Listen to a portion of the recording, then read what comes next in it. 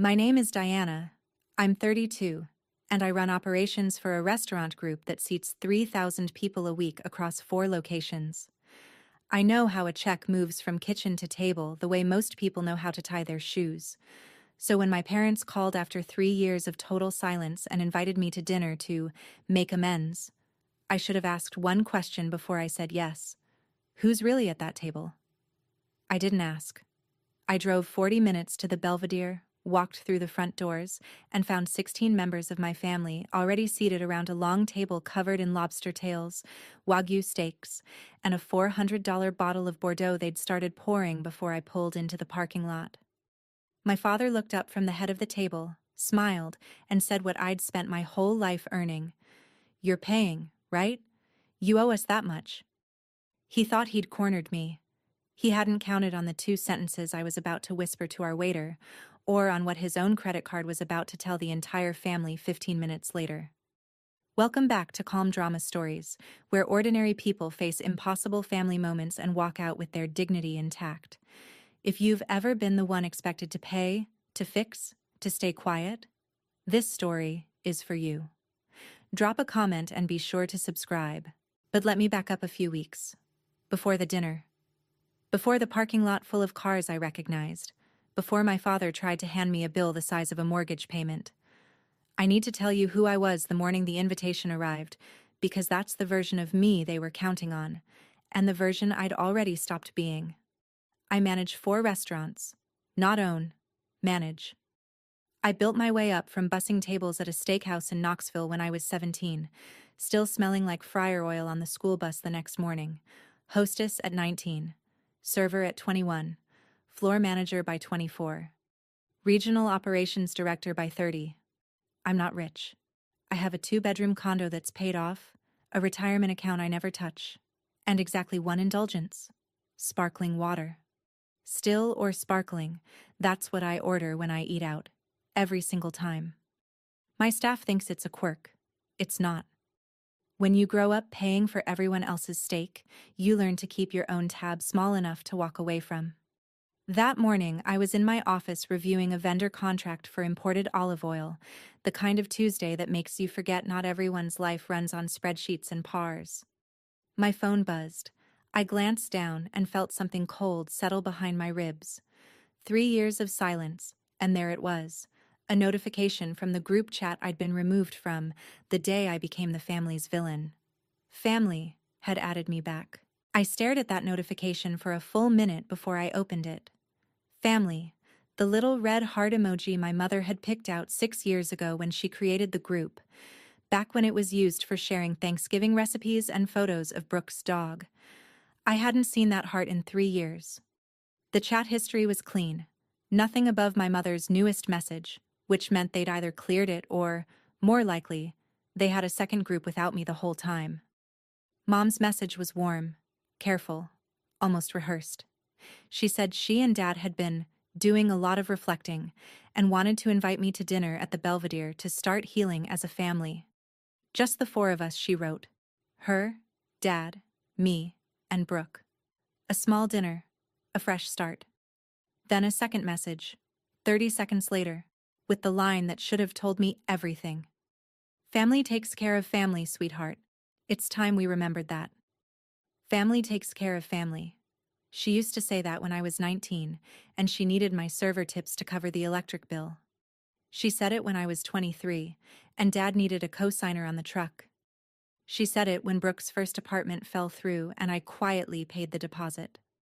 Family takes care of family had always meant one thing in my house: Diana takes care of family. I read the message twice. I noticed my mother hadn't said sorry. She hadn't said, "We were wrong." She'd said it was time to heal. Passive voice. No subject. No one responsible. I typed back, "I'll be there." Then I set my phone face down on the desk and went back to the olive oil contract, pretending my hands weren't shaking. 3 years ago, my sister Brooke decided to open a cafe. Not a business plan, not a market study. A cafe, because she'd seen one in Charleston with exposed brick and a matcha menu and thought, I could do that. She was 26, had never managed so much as a lemonade stand, and needed a $75,000 small business loan. The bank said yes, with a cosigner. That cosigner was supposed to be me. Mom called on a Sunday. Dad sat beside her, arms folded, already angry before I'd answered. Brooke needed the loan. The cafe was her dream. I had good credit, a stable job, a history of saying yes. Just sign the papers, Diana. I asked to see the business plan first. Brooke didn't have one. I asked about her projected margins, her lease terms, her supplier contracts. Brooke stared at me like I'd insulted her cooking. Mom's voice went flat. She's your sister. You don't need a spreadsheet to love your sister. I said no. Not because I didn't love Brooke, I did. But I'd spent enough years in the restaurant industry watching people pour savings into concepts with no foundation. And I knew what $75,000 of someone else's debt looks like at 3 a.m. when the cafe is dark and the loan is still due. Dad stood up. He pointed at the door and said the thing that closed it for 3 years. If you won't help this family, you're not part of it. I drove home. The next morning, I'd been removed from family. Nobody called. Nobody texted. For 3 years, I was the daughter who loved money more than her own sister. Here's the part that's hard to admit. The silence almost broke me. Not because they were right. I knew they weren't. Because I missed being needed. That's the real wound. And it took me 2 years and a therapist named Dr. Kwan to name it properly. I had been the family fixer since I was 17. First paycheck went to groceries. Tax refund went to Mom's dental work. When Dad's transmission blew, I paid for the rebuild and told him it was covered under warranty because I knew he'd never accept a handout from his 22-year-old daughter. When Brooke got married, I covered the florist, the photographer, and half the reception. And I smiled while Mom gave the toast about raising 2 strong girls. 2 strong girls. 1 bill. I didn't do it because I'm generous. I did it because I'd learned, somewhere around age 15, that the fastest way to keep the peace in my family was to make sure nobody had to ask twice. Ask once. Diana pays. Everyone's happy. Dinner is quiet. I trained them. I taught my parents that my wallet was a vending machine. Insert guilt. Receive check. And when the machine finally said out of order, they didn't troubleshoot it. They unplugged it and walked away. So when Mom's message popped up after 3 years, family takes care of family, sweetheart, I felt the old reflex fire in my chest like a muscle I hadn't stretched in years. Go. Fix it. Pay whatever it costs. Make it quiet again. But I also heard Dr. Kwan's voice, steady as a metronome. You taught them you would always pay. That was your mistake to fix. Not by paying more, but by stopping. My coworker Jess told me not to go. She sat across from me at lunch the day after the invitation and said, Diana, this has ambush written all over it. And I remember laughing because Jess had never even met my family, and she could see it clearer than I could. My sous chef Marco said the same thing, shorter. Don't. But I'd already decided. Not because I believed them, not because I expected an apology. I wanted to sit across from my parents and find out whether 3 years had changed anything, or whether the silence had just been a longer version of the same conversation we'd always had, one where I was expected to listen, agree, and pay. I wanted closure, even if closure meant confirming the door was nailed shut. There was something else too, and I'm going to be honest about it because I think some of you will understand. I missed my mother. Not the mother who orchestrated, not the one who kept score, the one who taught me to make cornbread in a cast-iron skillet when I was 9 and sang along with Dolly Parton while the butter melted. That mother hadn't called in 3 years either, but some nights I still heard the Dolly Parton. So I told Jess I was going. I told Marco I'd be fine. I told myself the same thing and almost believed it. I set one rule. 1 dinner, civil, no money, and if it felt wrong, I'd leave before dessert. I wrote it on a sticky note and pressed it to my steering wheel the morning of. 1 dinner, then home.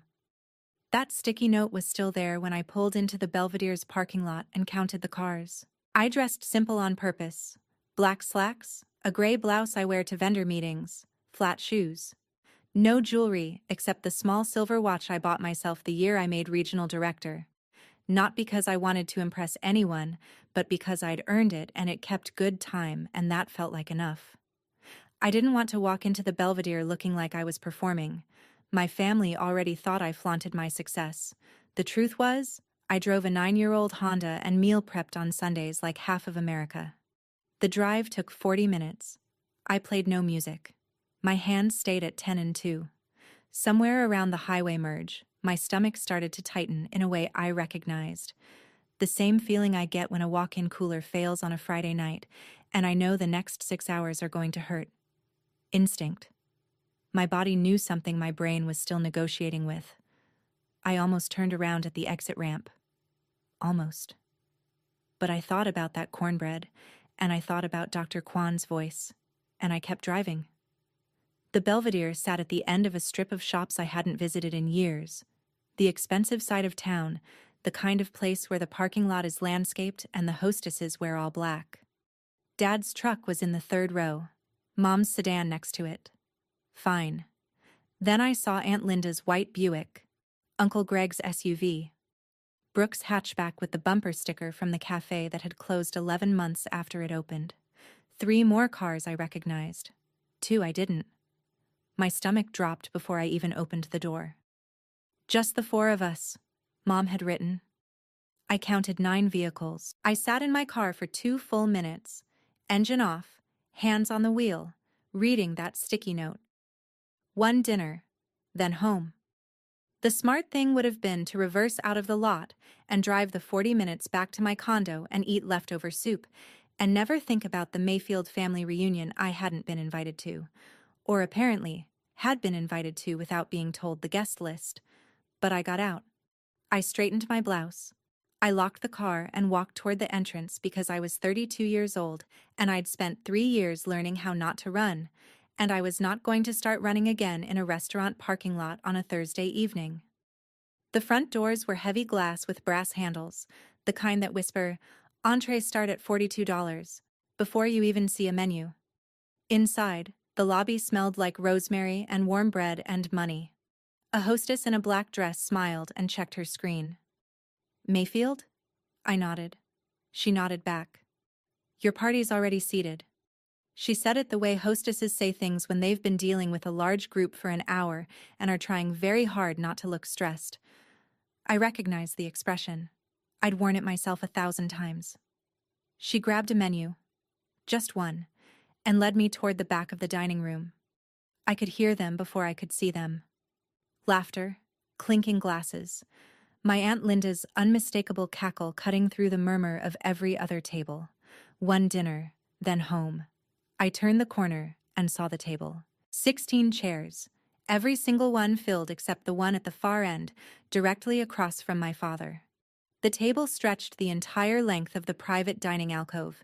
White linen, heavy silverware, candles in low crystal holders. There were platters I could identify from 10 feet away. Lobster tails fanned across crushed ice, Wagyu sliders on a tiered stand, a charcuterie board the size of a coffee table. And in the center, a bottle of wine I recognized from vendor tastings.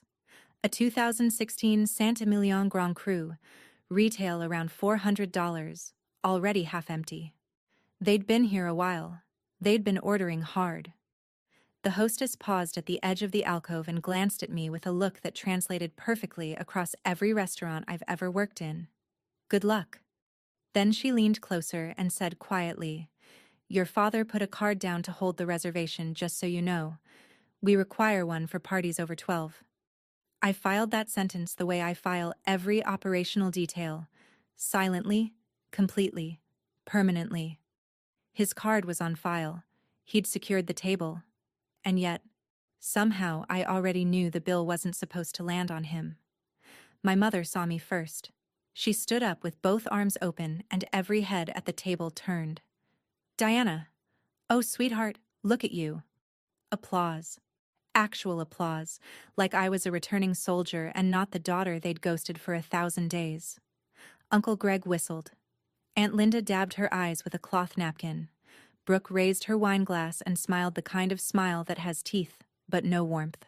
16 people, lobster and Wagyu and a $400 bottle of Bordeaux. Just the 4 of us, Mom had written. I sat down.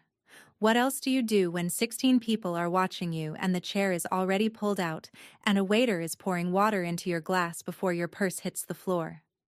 I sat down and I smiled because that's what 15 years of front-of-house training gives you, the ability to smile while your brain is running threat assessment at full speed. Mom settled back into her seat, beaming. We wanted it to be a surprise, the whole family together, just like old times. I thought it was just the four of us, I said. Mom waved her hand like she was swatting a fly. Well, once Linda heard, and then Greg, and then your cousin Tara. It just grew. You know how family is? I knew exactly how family was. I scanned the table. Dad sat at the head, carving a Wagyu slider like it was Thanksgiving turkey.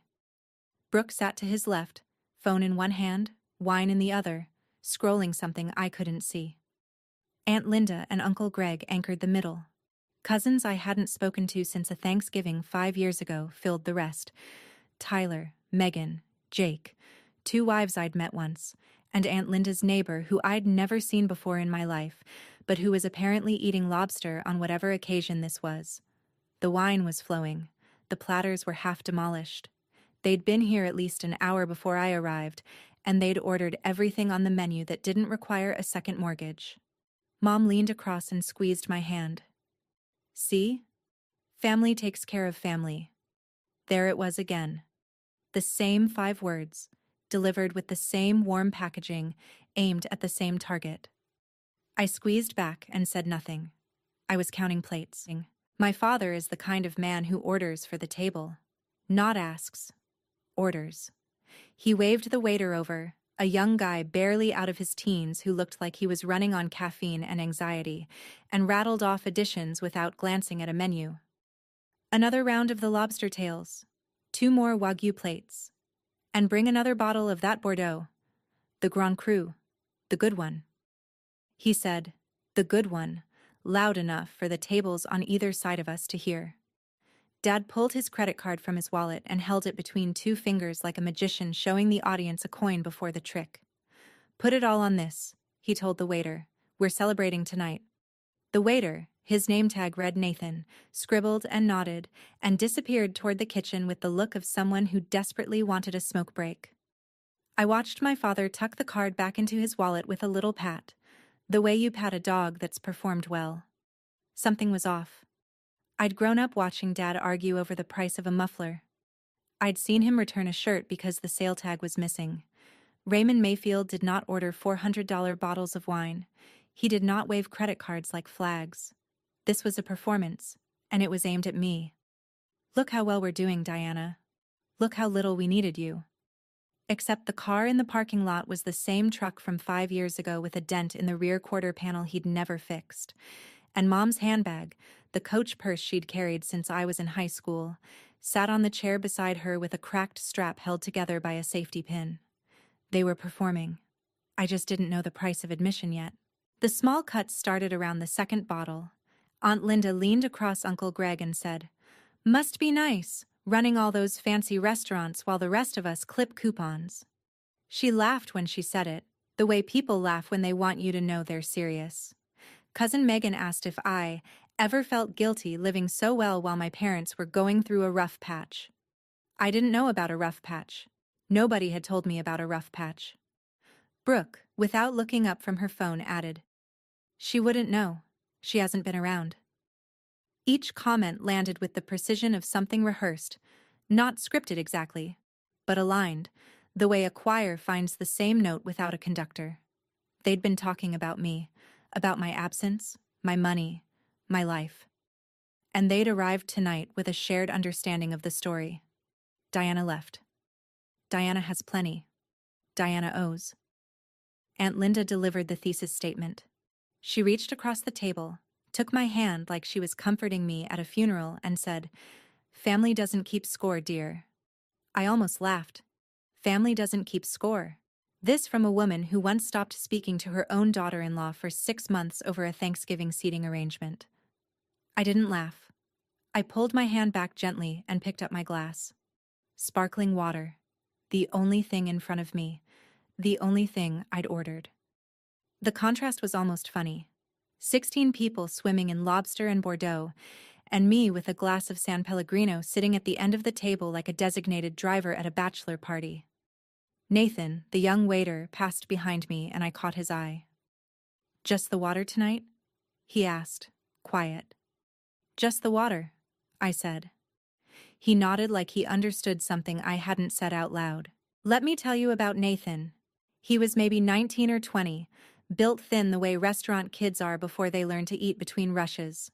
He moved fast but careful, the way new servers do when the table is too big and the order is too complicated and they know one wrong plate means a manager conversation they can't afford. I recognized everything about him because I'd been him. 17 years old, 2 tables deep, learning that the guests who snap their fingers are always the ones who tip the least. He was handling our 16 top alone. Well, almost alone. A busser appeared occasionally to clear plates, but Nathan was running every order, every refill, every, "Excuse me, can we get more butter?" from Aunt Linda, who'd said it 3 times in 20 minutes. He never complained. He never sighed. He refilled my sparkling water without being asked, and when he set the glass back down, he caught me watching the table with an expression I probably should have hidden better. "Long night?" he murmured. I almost told him the truth.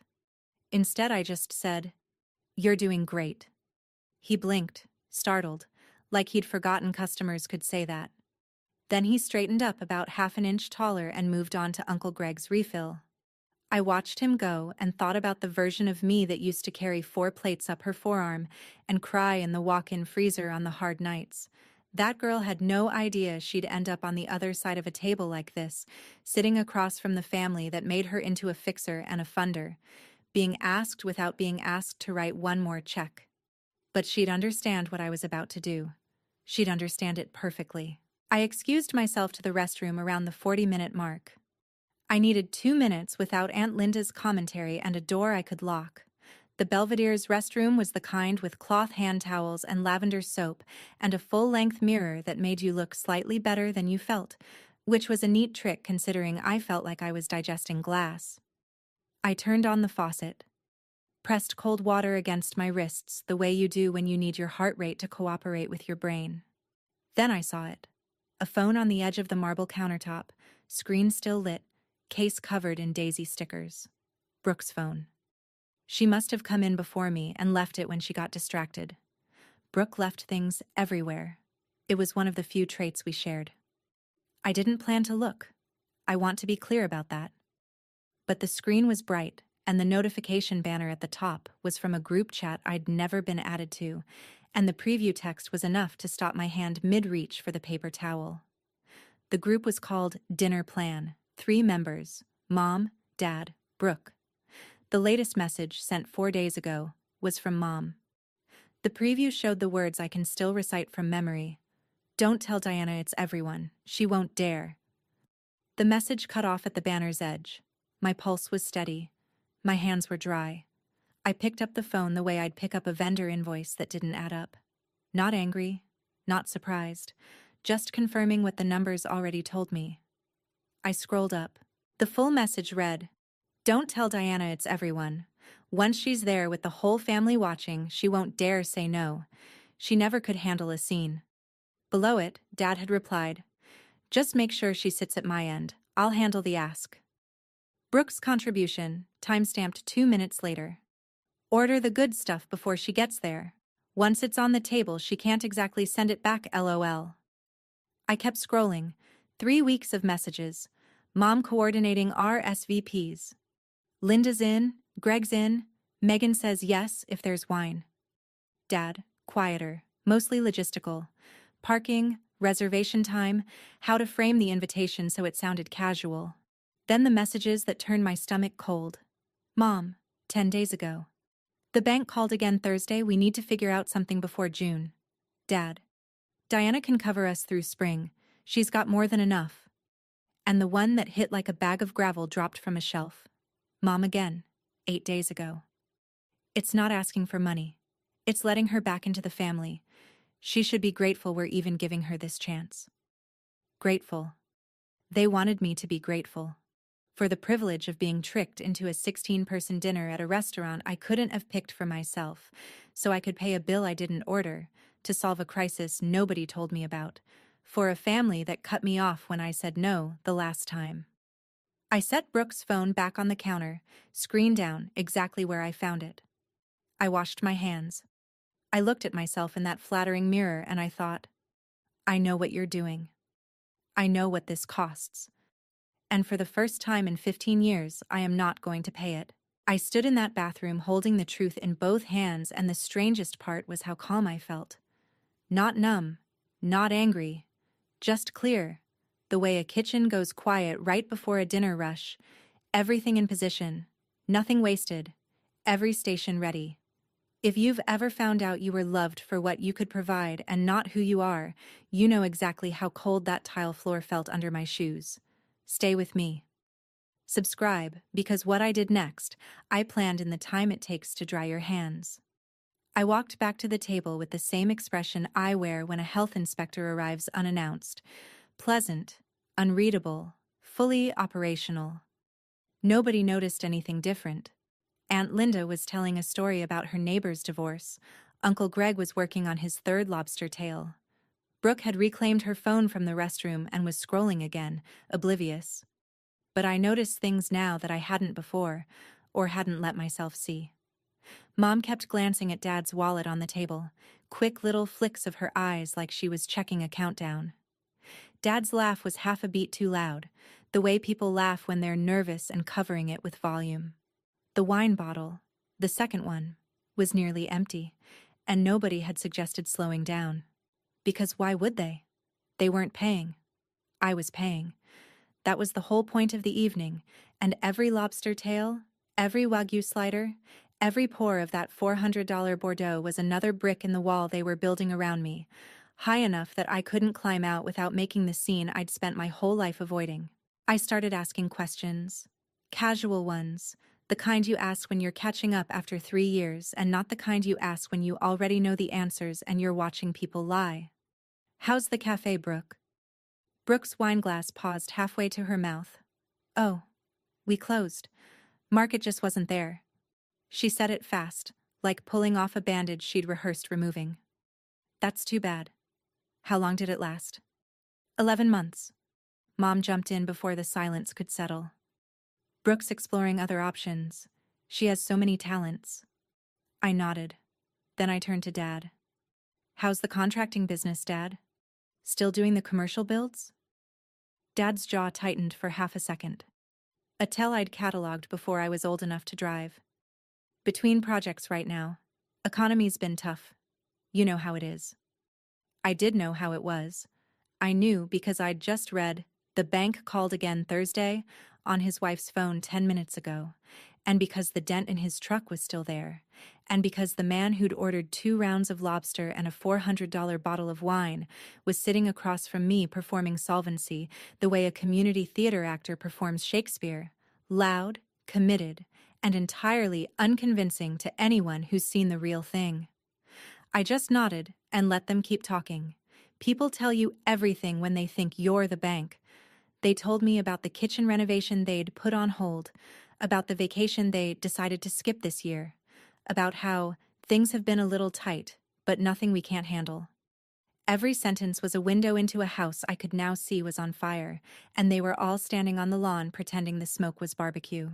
The pressure started building the way it always does in my family, not with a direct question, but with a current. Little comments that pushed in the same direction, casual enough to deny, coordinated enough to corner. Aunt Linda sighed and said, "It must be so rewarding, doing well for yourself like that. Some of us aren't so lucky." Cousin Tyler, who I hadn't spoken to since Obama's second term, chimed in with, "Yeah, Diana, you really landed on your feet. That's awesome." Even Uncle Greg, who normally communicates exclusively through sports metaphors, managed a, "You hit a home run out there, kid." Each compliment was a brick. Each brick pointed the same way. You have money, we see it, and we're reminding you in front of witnesses. Mom orchestrated from the center of the table like a conductor who'd memorized the score. A nod to Linda. A smile at Tyler. a gentle hand on Dad's arm when he started to speak too soon. She was good. She'd always been good. I used to think my mother was just a warm person who liked hosting. Now I understood she was a project manager with a 20-year track record, and her biggest deliverable was sitting at the end of the table drinking sparkling water. The dessert menus arrived. Aunt Linda ordered crème brûlée without looking at the price. Brooke asked for the chocolate soufflé, which required a 20-minute lead time, which meant she'd ordered it before I sat down. Of course she had. They were running up the tab the way you run up a tab when someone else is paying. Without a ceiling, without guilt, without a single glance at the column on the right side of the menu. My sparkling water was down to the ice. Brooke was the one who cracked the surface. She'd had 3 glasses of the Bordeaux by then, enough to sand down whatever filter she normally kept between her brain and her mouth, which was never especially thick to begin with. She leaned across the table, glass in hand, and grinned at me like we were sharing a joke. "Relax, big sister. It's just dinner. You can afford it." I set my water down. "Afford what?" "This." She gestured at the table. The platters, the wine, the 16-place settings, the crème brûlée and chocolate soufflé currently being prepared by a kitchen that had no idea it was catering a shakedown. "We ordered the good stuff since you're treating." She said it so casually. Since you're treating. Like it had been settled in a meeting I wasn't invited to. Which, of course, it had been. The table went quiet for about 3 seconds, which doesn't sound long until you're the one sitting in it. Mom shot Brooke a look that said, "Too early," and Brooke shrugged like she'd bumped a vase she didn't plan to pick up. Uncle Greg studied his lobster. Aunt Linda suddenly found her napkin fascinating. Dad cleared his throat. The silence lasted long enough for Nathan to arrive with a fresh bottle of sparkling water and place it beside my glass, and for me to realize 2 things. First, that Nathan was the only person at this table who had poured me something without expecting anything in return, and second, that Brooke had just confirmed out loud what every single person in this room already knew. I was the mark. This whole dinner was a heist, and every lobster tail was evidence. What happened next was an accident, and I almost felt bad for Cousin Megan when it landed. She was trying to make conversation, genuinely I think, because Megan was the one family member who'd sent me a birthday text during year 2 of the silence, a short "thinking of you" that I'd never replied to and still felt guilty about. "So Diana, Mom said you got a big promotion? Something about running a bunch of restaurants now?" I kept it simple. "Regional Operations Director, 4 locations." Megan nodded, impressed. "That's amazing. Like, you're in charge of all of them?" "Staffing, vendors, compliance, financials, everything from the loading dock to the check." I said it the way I'd say it in a meeting, factual, no polish.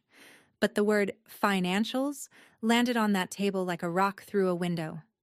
Aunt Linda's fork stopped.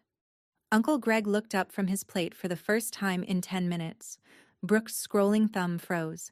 Even Dad shifted in his chair, re-weighting, recalculating. They knew I was successful.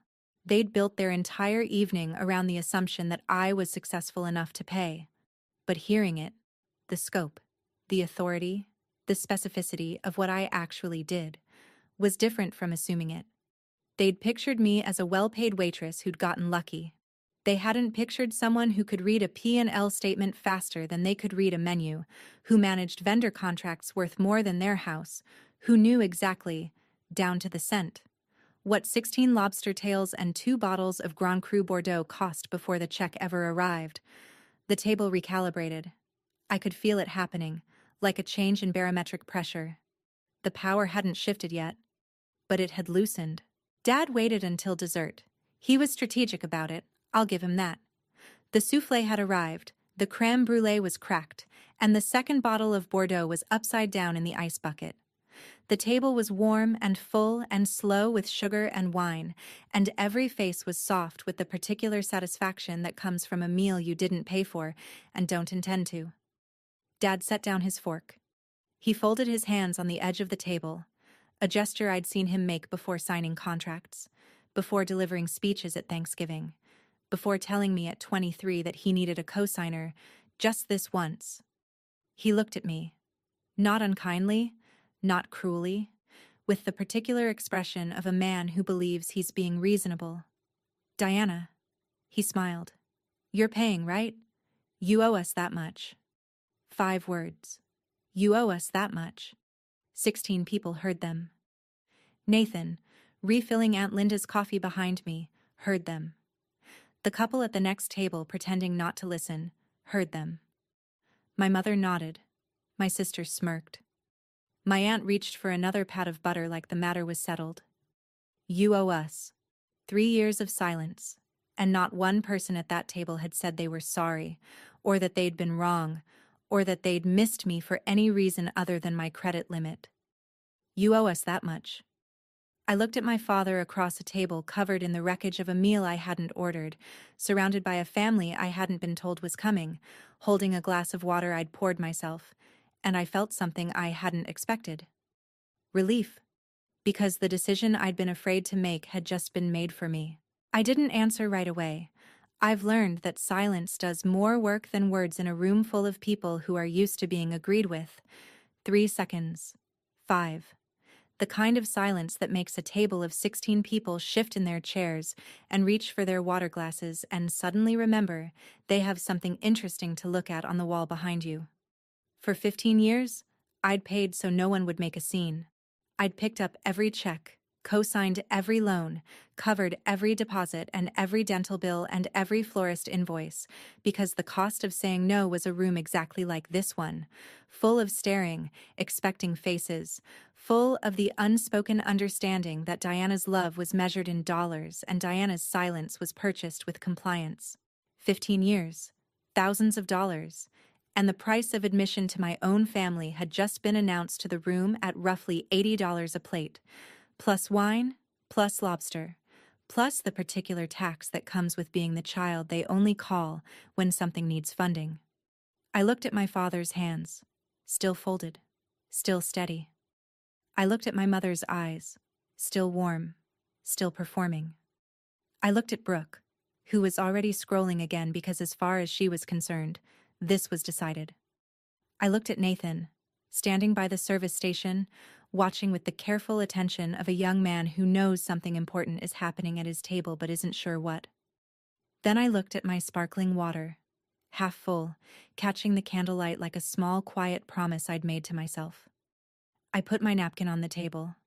I smiled. "Let me go take care of things," I said, and stood up. Mom exhaled. Aunt Linda patted her chest.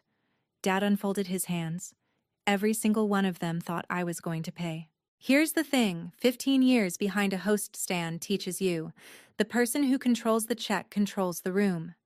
My family thought they controlled it. They'd set the table, chosen the restaurant, ordered the menu, assembled the audience, and delivered the demand. They had 16 people, 2 bottles of wine, and 3 years of built-up pressure on their side. I had 2 sentences and a waiter named Nathan. If a quiet boundary has ever changed your whole life, if you've ever walked into a room where everyone expected you to fold and you didn't, hit subscribe. You'll want to see how this one lands. I didn't walk toward the front register. I walked toward the service station at the back of the dining room, where Nathan was organizing check presenters and a floor manager named David was reviewing a ticket. David wore the standard uniform, black shirt, black tie, earpiece, and he had the look of a man who'd been in the industry long enough to handle whatever walked up to him. I walked up to him. "Excuse me, David?" He turned. Professional smile. "How can I help?" I kept my voice low. Not dramatic, not conspiratorial. Just the volume you use in the industry when you're handling something that doesn't need the dining room's attention. Nathan was beside him, listening, eyes alert, tray balanced on his hip. Both of them looked at me the way restaurant professionals look at someone who speaks their language, with immediate, precise attention. I said 2 sentences. "I'm not the host and I won't be covering this table tonight. Please bring the full check to the gentleman at the head of the table, the one whose card is already on file for the reservation." David blinked once. He glanced at Nathan, then back at me. "And the second thing? Split off just my sparkling water onto a separate check and add 30% to mine for your team. You've earned it tonight." Nathan's eyes widened slightly. David looked at me for 3 full seconds, reading the situation the way a good floor manager reads every situation: fast, thorough, without judgment. Then he nodded. Done. That was it. No argument, no hesitation, no, "Are you sure, ma'am?" Because David had been doing this long enough to know what a redirect looked like, and Nathan had been watching that table long enough to understand why one was needed. I paid my check on the spot. 1 sparkling water, 2 refills, plus a 30% tip that would be the largest Nathan had received in a month. David ran my card, handed me the receipt, and said quietly, "I'll present the table's check in about 10 minutes, once the dessert course clears." Perfect. I walked back to the table, sat down, picked up my water, and took a slow sip. Brooke was arguing with Cousin Tyler about a reality show. Aunt Linda was telling Uncle Greg about her neighbor's fence dispute. Mom was watching me with the careful attention of someone who thinks the check has been handled. Dad was leaning back, arms crossed, satisfied. 16 people, eating dessert, drinking the last of a $400 bottle of wine, waiting for a bill they had no intention of seeing. I set my glass down and waited with them. Those 10 minutes were the most peaceful of my evening. The table didn't know it yet, but the meal was over in every way that mattered. The food was eaten, the wine was gone, the ask had been made, and the answer had already been delivered in a language none of them spoke. I sat at my end and listened to my family talk. Aunt Linda complained about the cost of mulch. Uncle Greg told a fishing story that had no ending. Brooke took a selfie with the souffle remnants. Mom laughed at something Cousin Megan said. A real laugh, the kind that crinkled her eyes and made her sound, for exactly 3 seconds, like the woman who used to sing Dolly Parton in the kitchen. I almost felt something. Almost. But then I looked at Dad, who was checking his phone under the table with the tight-jawed focus of a man waiting for a text he didn't want to receive, and I remembered the message I'd read on Brooke's phone. "Diana can cover us through spring. She's got more than enough." My sparkling water caught the candlelight again. I watched the bubbles rise and pop, one by one, each one a tiny implosion that nobody noticed. I thought about 17-year-old Diana in her apron, carrying 4 plates up her forearm, learning to smile through the burning in her shoulders. That girl would have paid. That girl would have pulled out her card and covered the whole table and called it love and gone home and cried in the shower and never told anyone. I wasn't that girl anymore. Nathan appeared at the edge of the alcove, and I knew, before he took his first step, exactly whose chair he was walking toward. Nathan placed the check presenter, leather-bound, embossed with the Belvedere's logo, directly in front of my father. Not in the center of the table, not near me. In front of Raymond Mayfield, the man who'd made the reservation, whose card was on file, who'd told the table to put it all on this 2 hours ago.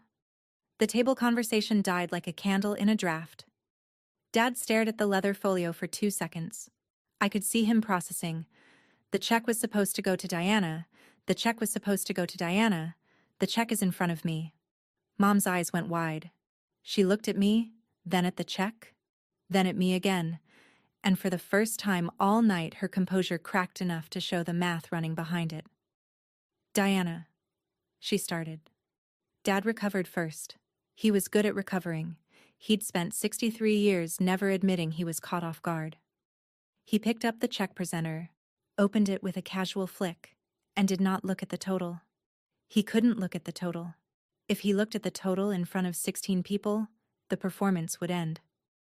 "I've got it," he said, pulling his credit card from his wallet with the same 2-finger flourish he'd used earlier. He handed the card to Nathan without breaking eye contact with me. "We're celebrating, remember?" Nathan took the card. "I'll be right back, sir."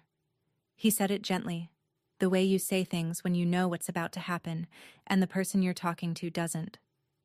Dad leaned back, crossed his arms, smiled at me with the full confidence of a man who believed his card would save him. Nathan came back in 4 minutes. He stood beside my father's chair. He leaned down and said, at a volume designed to be discreet, but heard by a table that had gone silent enough to hear ice melt, "I'm sorry, sir. The card has been declined." Nobody moved. Dad's smile held for 1 more second, A reflex, like a light that stays on after you flip the switch. Then it went out. "Run it again," he said. Nathan nodded. He disappeared. He came back in 2 minutes. Same lean, same gentle voice. "I'm sorry, sir. It's still not going through. Would you like to try another card?" Dad reached for his wallet. His fingers moved through the slots. One card, then another, then a third he pulled from behind his driver's license like a last bullet in a chamber he'd forgotten he loaded. He handed it to Nathan. The table was silent. 16 people. No forks moving. No wine being poured. No laughter. Just the sound of Raymond Mayfield's 63 years of pride compressing into a wallet he couldn't close fast enough. Nathan came back a third time. He didn't need to speak. His face said it. Dad looked at Nathan. Then he looked at me. Not with anger. Not yet. With the raw, unguarded expression of a man who has just realized in front of every person who matters to him that the net he'd been counting on was gone, and the ground was exactly as hard as he'd always feared. He looked at me the way you look at a lifeboat that's pulling away from the ship.